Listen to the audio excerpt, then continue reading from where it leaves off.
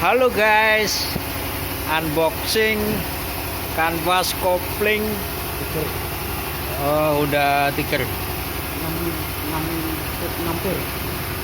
6 kisi.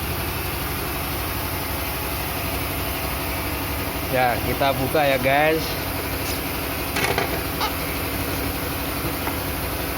Nah, ini koplingnya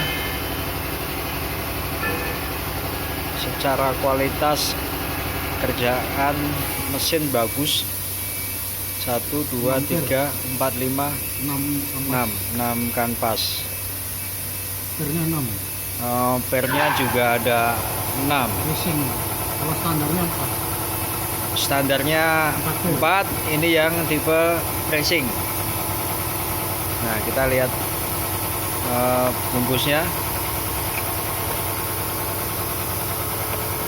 Japan Teknologi. Kemudian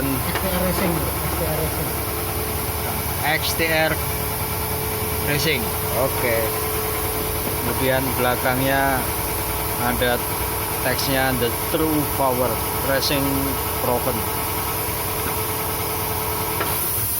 Ini biasanya untuk Honda Tiger.